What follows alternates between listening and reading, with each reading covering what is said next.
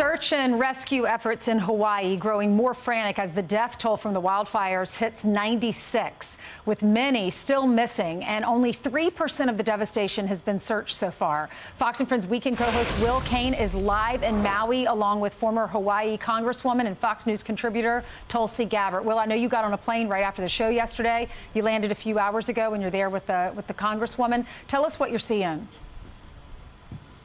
Yeah, Ainsley, one of the reasons that I got on that plane so quickly is I was sitting there after Fox and Friends, and I got a text from this wonderful woman, Tulsi Gabbard, saying, "Hey, Will, you ought to get to Hawaii." And I said, "You know what? You're right." She said she was on her way. I said, "I'll be on my way as well." And here we are now, Tulsi, here in Kahului, Maui. You've been here for a day. You've made your way all the way over to West Maui.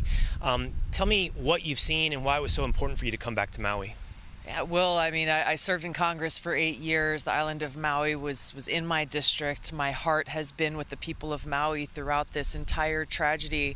I needed to come here and be there for them and show my support, but also tell their story. There's so much happening here that's not actually making it out into the news. The tragedy of every single life that's been lost, those who are still missing.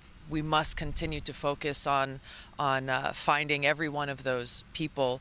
There are also so many others who are struggling to survive and also looking for what happens tomorrow. And I just want to say that this community is so special. Even those who've lost their homes, who've lost everything but maybe their car and their phone, are stepping up to see how they can help their neighbor. And you and I have talked about that, Tulsi.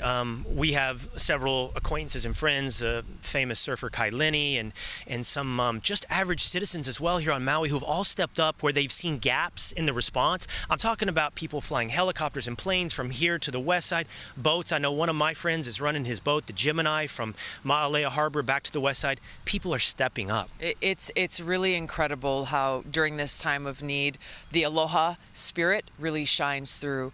There are a lot of community-led pods, they're calling them service pods, north of Lahaina, a community that has been cut off largely from the outside world, where media cameras are not being allowed in. Those who don't specifically have a home there are not being allowed in. They're standing up and getting support, food, medical, basic first aid, toiletries, those sorts of things, but they're setting them up in people's yards and their garages, trying to figure out, okay, there's a serious concern about looting and security. They are trying to stand up their own security patrols, walking through the neighborhoods at night. There is a feeling, though, that there's not enough communication. They're not getting word from the county or the state or the federal government or FEMA about what's going on, what's available to them.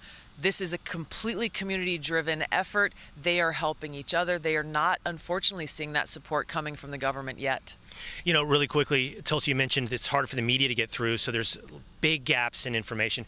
And there are people that are concerned about what happens next. A lot of focus on what's happened and who we're still recovering and who we're still looking for. But I know a lot of locals are wondering, what happens to my home? What happens to my land? What happens to Lahaina? It's, given the history of this place and given how a lot of generational land has been developed, whether it's into hotels or other things, there's serious concern that this beautiful historic site of Lahaina that was once the capital of the Kingdom of Hawaii back in the day, 9-10 generations of Native Hawaiians have lived there, that this land will be acquired or taken over and developed into something that causes them to lose not only their homes, but their history and so much of the culture here on Maui. And this is a very real concern today. Even as people are focused on the emergency of today, it is not at all lost on them that they are concerned about how to rebuild in a way that honors the Native Hawaiian people and Hawaii. And I think we both believe that's why information becomes such an important resource, why we need to be over there, why we need to be telling these stories.